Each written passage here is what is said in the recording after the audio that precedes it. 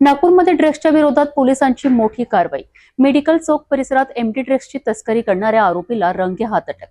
NDPS पथकाची धडक कारवाई। 9 एप्रिलच्या सायंकाळी एनडीपीएस पथकाने पोलीस उपनिरीक्षक भगवान कोळी यांच्या माहितीनुसार मेडिकल चौक परिसरात एमडी ड्रग्सची तस्करी सुरू असल्याची गोपनीय माहिती पोलिसांना मिळाली होती। या माहितीच्या आधारे पोलिसांनी सापळा रचत संशयित आरोपीला ताब्यात घेतले। तपासादरम्यान आरोपीकडून एमडी ड्रग्ज जप्त करण्यात आले असून या प्रकरणात पुढील तपास सुरू आहे। अटक केलेल्या आरोपीला पुढील कारवाईसाठी इमामवाडा पोलीस ठाण्याच्या ताब्यात देण्यात आले। या संपूर्ण कारवाईबाबत अधिक माहिती पोलीस उपनिरीक्षक भगवान कोळी यांनी दिली आहे।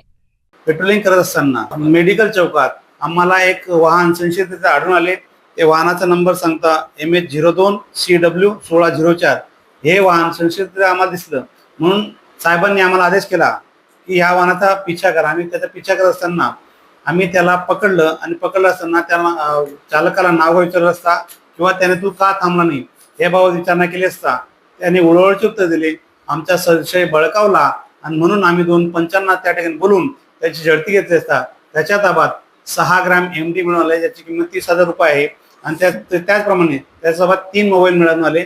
तसेच त्याच्या ताब्यात जी वाहन होतं हुंडाई एरोना ही सुद्धा त्या ठिकाणी म्हणून जिचा नंबर MH02CW1604 याप्रमाणे असा एकूण 12,40,000 रुपयाचा मुद्देमाल मिळून आल्याने आम्ही त्याला ताब्यात घेतले व एनडीपीएस कायद्याअंतर्गत त्यांच्यावर कारवाई केली असून इमामवाडा पोलीस स्टेशनच्या अंतर्गत त्याच्यावर पोलीस हेड कॉन्स्टेबल अरिंद गेडेकर यांच्या फिर्यादीनुसार गुन्हा दाखल करण्यात आला असून आरोपीला ताब्यात घेण्यात आलेले आहे। ड्रग्स विरोधात पोलिसांची ही मोठी कारवाई मानली जात आहे। शहरात वाढत्या अंमली पदार्थांच्या तस्करीवर आळा बसणार का हे पाहणं महत्त्वाचं ठरणार आहे।